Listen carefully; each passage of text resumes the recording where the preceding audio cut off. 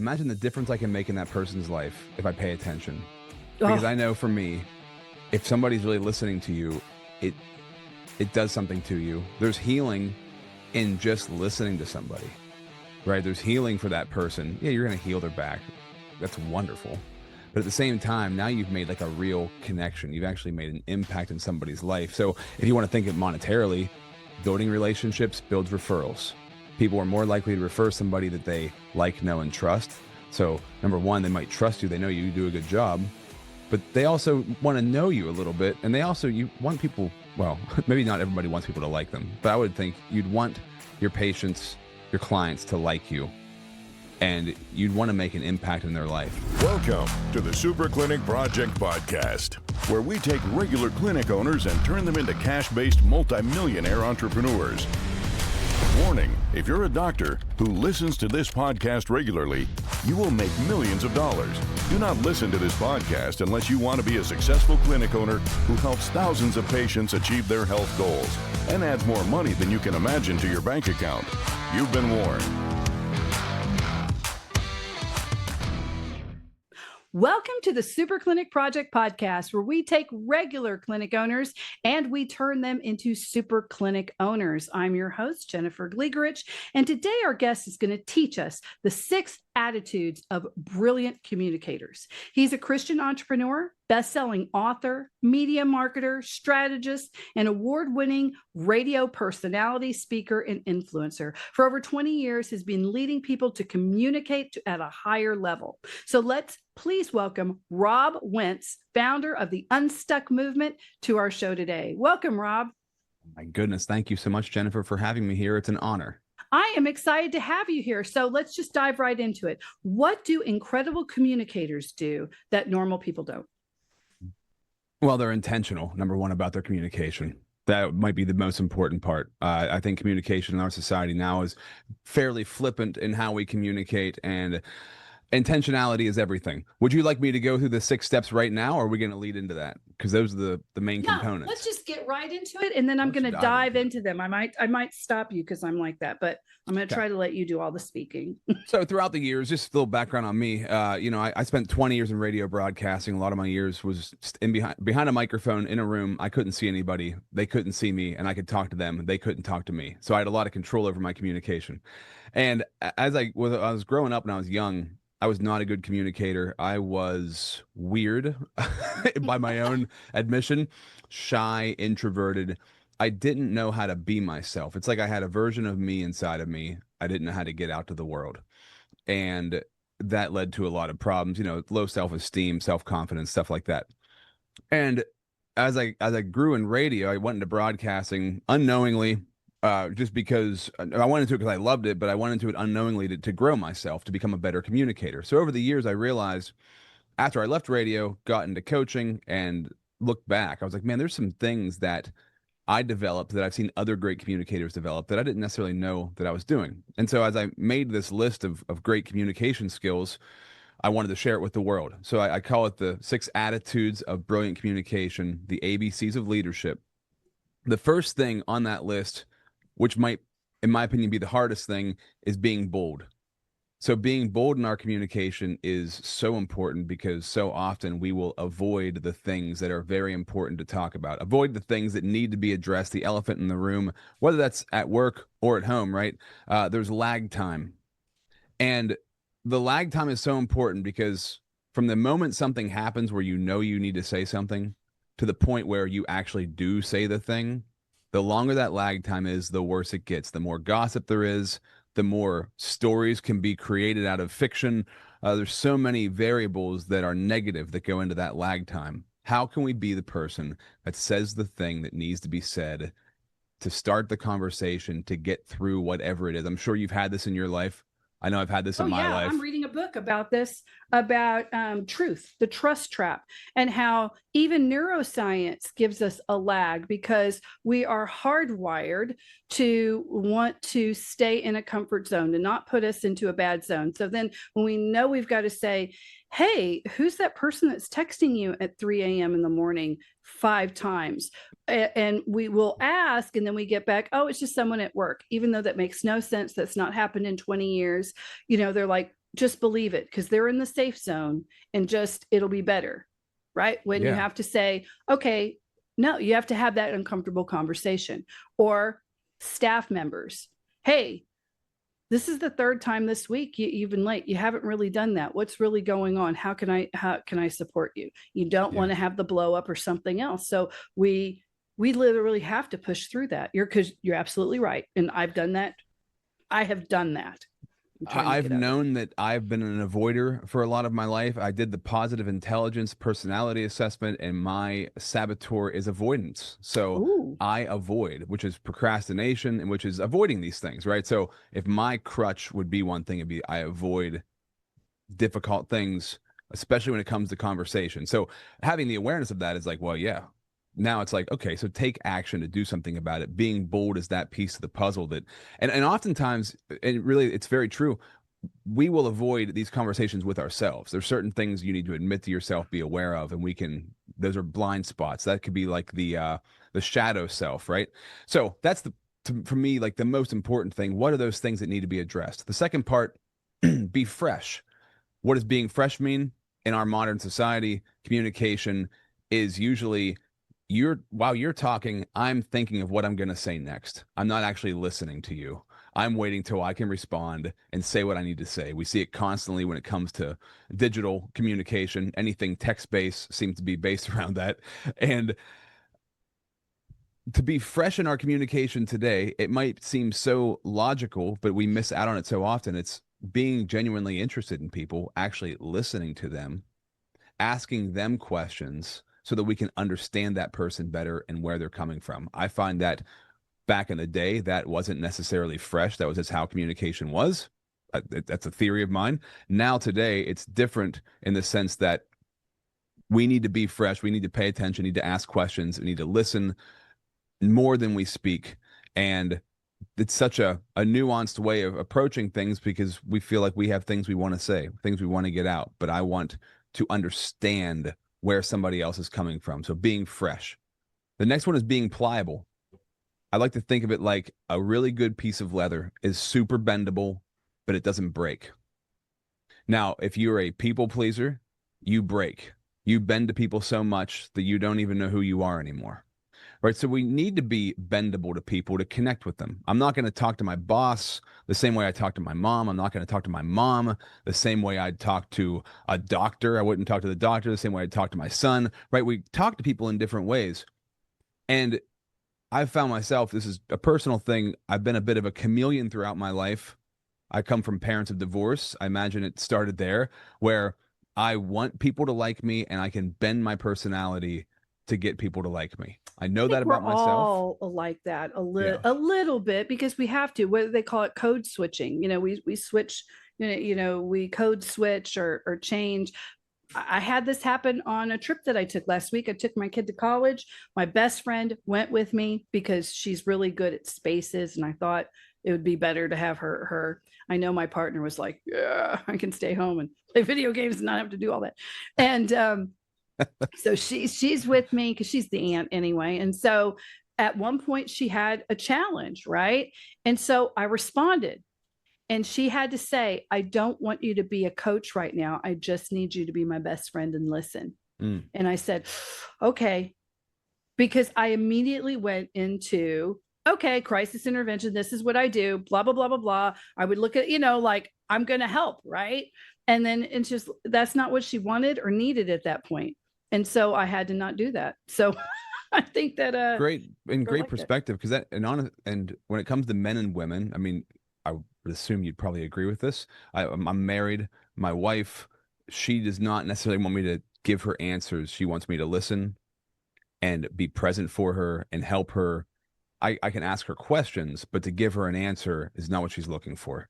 Now, my other friends, guy friends, oftentimes they're looking for like an answer, a solution. And so remembering this dynamic is very real, that you have to check where you're at, who you're talking to, and what do they need? What do they need in that situation? What your capacity is, because normally my thing is the problem solver capacity. But then with me, I understood exactly what she wanted. Sometimes I don't want that back. I can do that. I want you to just listen. because my whole job and everything else, mom and all this is solving the problem. Sometimes I just need somebody to listen. I realize that I was doing the thing I really disliked the most. So yeah, and it's interesting that she actually came out and said that. What a blessing that is. Most of the time, I'd say 99% of the time, people aren't going to come out and tell you that's not what I need right now. So you have to read that. You have to read the situation to know.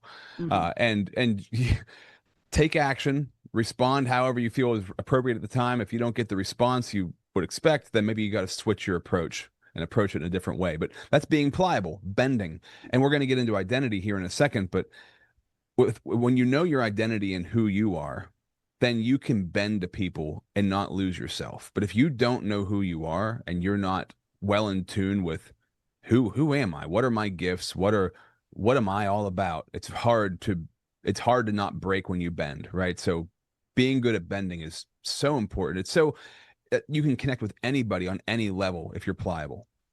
The next one. Pliable, I would say that also too, pliable does not mean losing your frame of reference. There are some really interesting people, good and bad, who no matter what they say, they actually won't bend to, let's say, the crowd on that. So sometimes you do have to stay in your frame of reference so that you don't become too much of a people pleaser. And this is going to be very triggering. So I don't want to trigger anyone, but I'm going to say Donald Trump is actually a good example of someone who is always in their frame of reference, good or bad. You can see sometimes he'll be in interviews and then someone will say something and the audience will laugh and want him to respond a certain way. And he never takes the bait on that. He will still respond in the way that he wanted to respond. Sometimes that's really good. Sometimes that's not very good at all. So I know that just saying that name triggers people, and I don't mean to do that, but I'm just saying there are other people like that. They never get out of their frame of reference, but they do listen, but yet they will still respond appropriately, to them, to whoever they are. Donald Trump is one of the best examples. I love him or hate him. I'm in the middle. There's things I like, things I don't like. But you've really got to respect somebody. He knows who he is, and he does not waver from that person. His integrity for who he is, whether you think he's integrous or not, he follows his own code of ethics and rules. And I respect the heck out of that. I respect someone having the courage of their convictions, even though there are people like, no, I can't stand that person. I don't like them, but I can at least respect that they are openly who they are. I would rather deal with that than a mamby-pamby, two-faced panderer in a million years. Really. Yeah, because you can. If you're not seated correctly in your own identity, you can't see it. But when you know who you are, you can pinpoint phoniness a mile away. Like it's just kind of like it's one of those things. There was a study done on authenticity, and of all the character traits, authenticity is the one we pick up on the most, even when we don't realize it. So when you don't even without realizing it, you can meet somebody who's really authentic and you feel differently about that person. Like there's an attraction to them, not like I think they're hot or whatever, but it's like you want to be around them or hear from them or learn from them because we don't get authenticity that often. So when you get somebody who's really authentic, you're like, something's different about this person. And I would say Donald Trump is like that. He is authentic in who he is, whether you like it. He either repels or he attracts. Yeah. But I appreciate that because I want to know, what am I dealing with, right? Exactly. Yeah. I don't like the shadowy being sold to. Like I know they're just saying this to sell me on something. I want to know, no, they really believe it. And that's when your passion of purpose really comes through. 100%. So going back to the pliability, that's a huge piece of that. The next one is being precise. I come from the world of radio. In radio, the old adage was talk until you figure out what you're trying to say. Not a good way to go about things. It can lead to a lot of rambling. So I look at that and I'm like, yeah, the best people, and this can be hard sometimes. My wife can be like this. She can be precise. She can just say exactly what needs to be said. It's not buttered up. It's not sugar coated. And you're like, well, crap, that was kind of harsh. But at the same time, it's like, no, I needed to hear that. And I think precision in speaking is everything. The most powerful speakers, you think of somebody who's very quote worthy. So like when you think of a quote, like that quote was said with precision. It wasn't beat around the bush to get to the point. No, it's like a quote is like the heart of something, and that makes an impact. Why does a great quote make an impact like that? Because there's so much said in less words. And so I find that to be really, really powerful. And it's easy to speak with precision when you know who you are, you know why you do what you do, and you work from your gifts. Whenever you're not being precise and you're kind of meandering around a conversation, you're not comfortable most of the time, or you're trying to fill the void with something. And so I find precision to be so powerful in speaking, once again, because a lot of people don't speak with precision. They speak with a lot of unnecessary words, whether to either to sound important or because they don't quite know what they're trying to say. And so I find that to be incredibly valuable. It The f- is. the It is. fifth, It's a skill that I really admire in others because I have so much in my head sometimes that I can meander. And so being precise is a skill. When I hear it from others, I really love it. My other co-host, Tracy Sunquist, who is an expert in neuroscience, and then Rory Morgan, who's also, the founder of Brand Lab, he's another host. They're both incredibly precise, mm, but yet the silences, the pauses they will take, sometimes I'm just like, get to the point. Because it does bug me. And it's not like I'm bored or I don't like silence, but it's just like I could do like that, but then when they do say something, it's like what you said. It is so powerful and so well formulated that I'm like, oh, that was worth the wait. It was worth the yeah, wait. I wish I there, could be more like that. there is something. Jordan Peterson is great at this. I noticed when he speaks, he'll take sometimes like 30 seconds of a pause. And you're like, Mm-hmm. what's happening? He does not, and he said this out loud, he does not waste words. He thinks, and it's true, language is so important and so powerful. Wasting words is it is detrimental. And he'll take like these super long pauses so he says things exactly how he wants to say them. And I respect the heck out of that, because that's hard. Silence is awkward, number one, and you're going to lose people because of silence. But also, when you're that kind of person, you say what you mean what you say, and you don't say anything else besides that. And I think, man, that's what a place to get to. That is hard, but it is so, now that is a skill that's almost a non-negotiable, because the ability for people to concentrate has eroded so much because of social media. You could have long form content before. You could ramble and be more flowery to describe something. And I do miss that in some ways, the beauty of conversation and language and doing that. But now, because of smartphones and the 8-second thing, you pretty much, if you're going to be in media or marketing or own a business, you really do have to learn this communication skill that Rob is talking about. It's interesting you say that, but my wife will listen to stuff where I hear a lot of just meandering.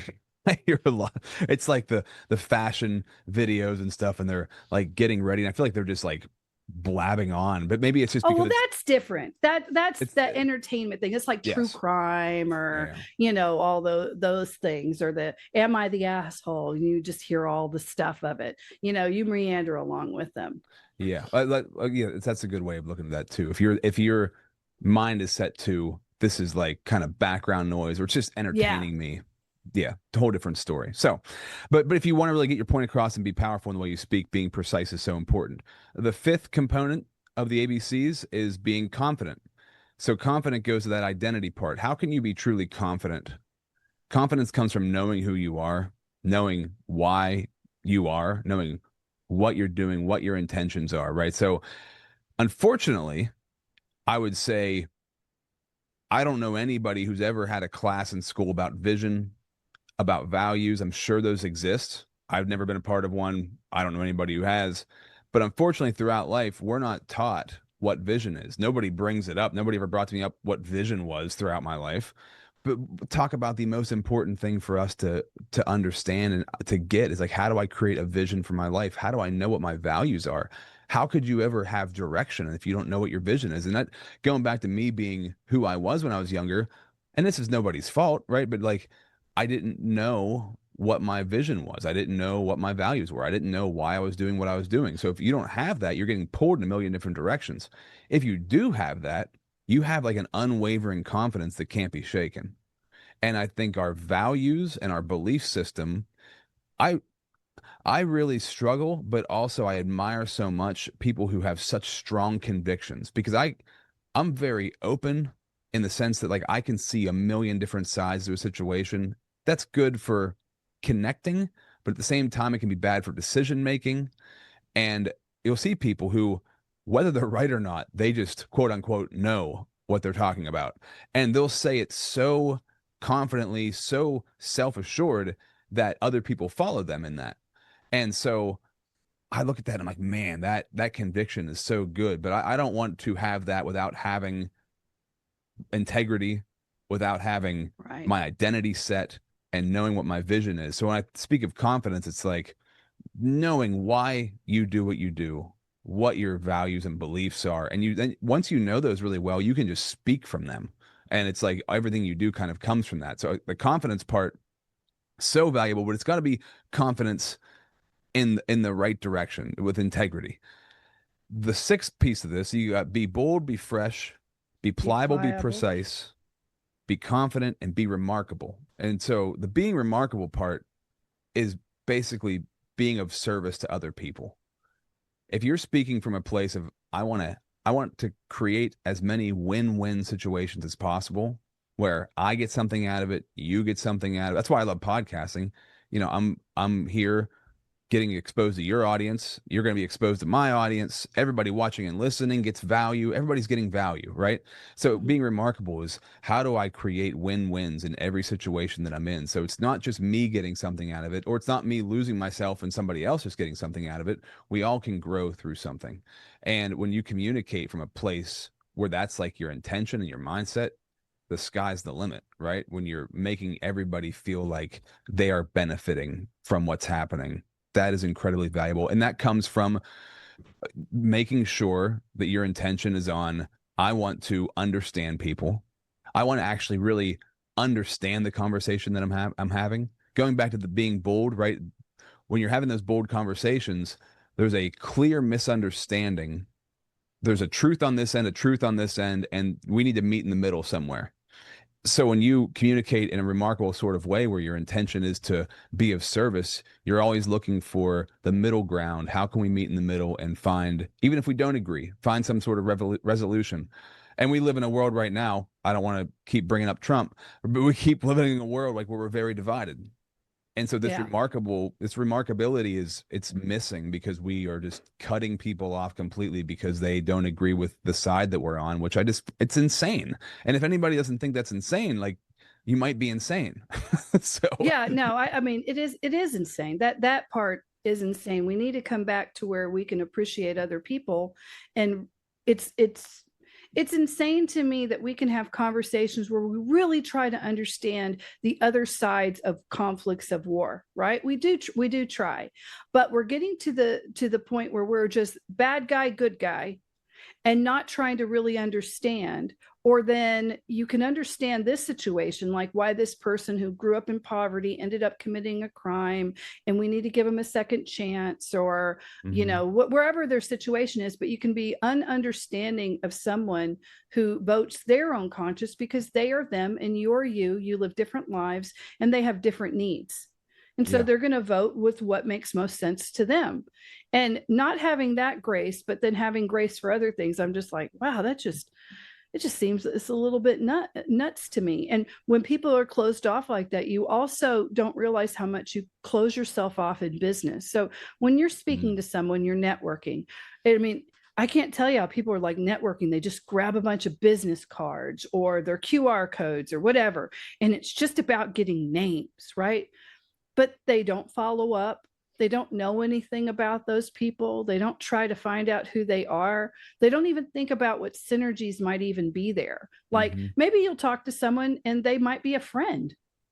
There's nothing you can do with them in business, but you might just really like them. Maybe you'll talk to someone and just say, I never want to speak to this person again, right? You just don't like them. There's nothing there. Maybe they can refer people to you. Maybe they can be a client. Maybe they can get you in touch with a vendor that can change your business. I mean, you need to think about all the different possibilities. And when you're talking to people, really listen to them. And that way you can know how to have a really productive conversation with them, rather than I'm just going to get a bunch of names. And if they're not going to buy from me, then, oh, this was a waste of time. A great conversation and meeting people is never a waste of time if you're open to all the other possibilities. Yeah, it's all about that's the perspective shift. And if that's the case, then now people are just objects for you. Yeah. They're just objects that are either going to do something for you or they do nothing for you. But if we approach it from a place, and it's honestly, once you adopt this, it's fun. It's like, man, I get to talk to somebody and like dissect them. It's not like you're standing there judging somebody the whole time, but you're just like assessing, like, what does this person want? What do they need? How can I help? Who could I connect them to? Like you said, I really like this person. We should connect. We should talk more. Oh, this person is toxic. I need to get away from them forever, right? It's just, you can figure all that out in, I think, a relatively short amount of time if you're really, like, going back to the first thing, being intentional. If you're being intentional when talking to somebody, you can decipher those things and then move forward in whatever way is appropriate. But without the intentionality, we all have experienced in the workplace, I would imagine at some point in time, people who they talk a lot and they don't really ever talk about anything. And those people make me nuts. And I respect the fact that that's how they are, but I can't do that all the time because it makes me crazy. Because we could be, when you've had like hours of conversation with somebody and there's no depth. I had a friend like that in high school, and I look back on it and like we were friends for years. We had like 2 or 3 things that we talked about. And outside of that, we didn't talk about anything else. And the older I got, the more I grew, I would go back and hang out with him and we'd still talk about the same stuff. And I'd try to bring up new stuff. And it's like, he didn't have the neural pathways to like, I've never thought and about you know that. what? And that's okay. Still appreciate that person to go, wow, some people do get very stuck and that's it for them. But they might be loyal, good friends, but you at least know, well, this is not someone I would go to because I found a new book of Kierkegaard and I really want to talk about that or something. You know what I mean? That this would be the What was friend. The example you gave of what? Kierkegaard. I don't know. I have no idea. He's a writer. He's no,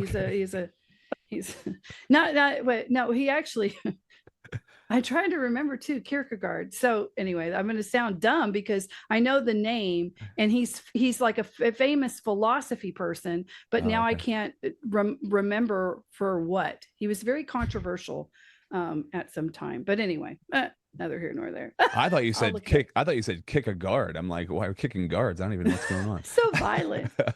So violent. So thinking about our business owners, right? Especially clinic owners, being a good communicator is probably the most important thing coming from a healthcare provider, especially if this is going to be and one life of the or most death. missing things. Yes, from a healthcare provider, because you've got to be with patients like this and this and this.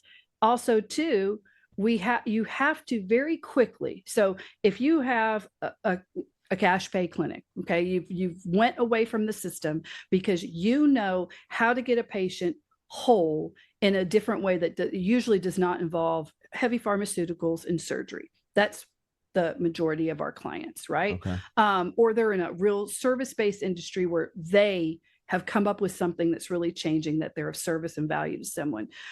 You have to take them to the end result that they want. So, and usually you know what that is. That's why you decided to do your business. So let's say you're a chiropractor. You're going to get them out of lower back pain. Let's say lower back is your thing, right? But you have to figure out what their why is.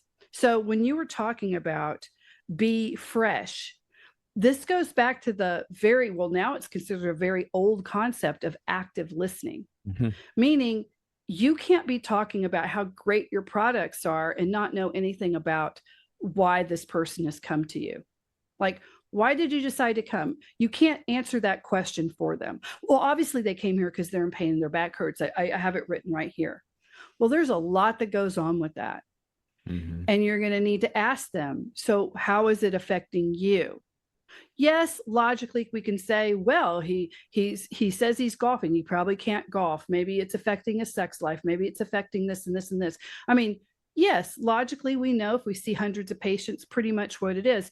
But what's it for this one? You have to be curious about the actual person in front of you rather than, this need to, I've got 15 minutes. I already know what he's going to say and let's go. You really have to break through of that institutional mentality. Mm-hmm. If you're going to have any sort of service-based concierge service where it really is about them, because then the conversation becomes about how Jane can wear little kitten heels for her son's wedding in 1 year, which finally drove her to do something different and to maybe invest in an actual care plan rather than just shopping Groupon massages to make her feel better temporarily, but to really do something that's going to fix her. Because she wants to be fully present for that wedding, and she doesn't want to have to take naps and not be able to stand on the stairs or to have to wear flats, for crying out loud. Yeah, that's a very different conversation. Sure, and imagine how, and this is where I usually go with it, that some people, I guess maybe their brains don't even go here, but I always think, imagine the difference I can make in that person's life if I pay attention. Because I know for me, if somebody's really listening to you, it does something to you. There's healing in just listening to somebody, right? There's healing for that person. Yeah, you're going to heal their back. That's wonderful. But at the same time, now you've made like a real connection. You've actually made an impact in somebody's life. So if you want to think it monetarily, building relationships builds referrals. People are more likely to refer somebody that they like, know, and trust. So number one, they might trust you. They know you do a good job. But they also want to know you a little bit. And you want people, well, maybe not everybody wants people to like them, but I would think you'd want your patients, your clients to like you, and you'd want to make an impact in their life. And the only way you're going to make a really powerful impact in somebody's life is to really go beneath the surface to get to know them, to understand that, like that story you just laid out, very descriptive story. I assume you made it up, or maybe that actually happened. But my thought is, how many clinicians actually know those stories, and maybe even go to the extent to write them down. Like, to remember them is one thing, but like if somebody gives that story, write it down so the next time that person comes in, you can bring up those things. That's remarkable. Like, that's really remarkable. Put it in their EHR. They're not just a number. That's the difference between you and the industrial, doctor's and systemize it. Make it, that's part of your system. That's part of the process, is to mark down and log people's real life events and why, the reasons for why they are doing what they're doing. Absolutely. I mean, it's so stupidly simple, but we often ignore it, right? We often, I have a chiropractor and I like the guy a lot, but he is a couple cracks, get out, does a great job, but there's no relationship there. I go in, I'm gone in less than 5 minutes. And I'm not saying. Well, you need to talk to me after this thing and I'll look up your area, because I'm going to tell you, one of my chiropractors would not do that. Not one of our guys. Now I work with a chiropractor who's not anywhere near me, but he spends anywhere from 30 to 60 minutes with each client, teaching them stretching techniques that'll benefit them outside of their office, and gets to know them, builds relationships. Now, this guy that I see, I like what he does. I trust him. Do I like him? Do I know him? No. If I did, our relationship would be even better. But he's he just kind of like turns him over. He probably sees 40 patients a day. Now, my friend that I work with, who's a chiropractor, he probably sees anywhere from 6 to 8 patients a day. Now, that's much different.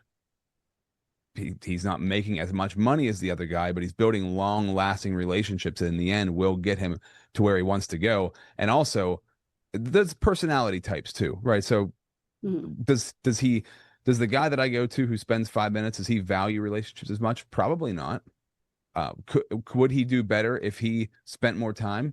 I would imagine probably, but I think he's happy with where he's at. He's been doing this for like 30 plus years. The guy that I work with in coaching, he loves people. He loves to teach. He loves to educate. He's not as concerned about making more money. He's happy. He's steadily increasing his clientele, but he wants real deep relationships, and that's what he appreciates. Yeah, there's a happy medium, though. If he's happy, then he's happy. But if he's not happy, there's a way to get him what he wants with the systems. I'm glad he's working with you on that. So, guys, we've been talking to Rob Wentz. We've been going over the 6 attitudes for brilliant communicators. And every single one of you listening, whether you're in a service-based industry, not, or thinking about it, this is absolute gold. Now, Rob, please let them know how they can reach out to you if they want to know more. Absolutely. So if you go to my website, leadimpacttransform.com, you can learn about me there. You can schedule a discovery call with me on the website, leadimpacttransform.com. And if you want to just chat on social media, Rob Z. Wentz, find me on Facebook, LinkedIn. I'd love to connect. And guys, that is it. This was a very fast episode because it is a universal topic that is just so important. And please be sure, go to superclinicproject.com. If you go to our free school, we'll have this episode here. We also create downloads and companion materials to every single episode. So we're either going to have a quiz about this or a worksheet or something for you on that. Be sure to like, follow, share, and give us a 5-star review. That's how we get world-class people like Rob with the Unstuck Movement here on our show. And I hope you'll have a great Super Clinic week. And thank you, Rob, for being here today. Thank you, Jennifer, for having me. Bye, guys. You've been listening to the Super Clinic Project podcast. If you like what you hear, subscribe and stay tuned for further episodes of the Super Clinic Project podcast.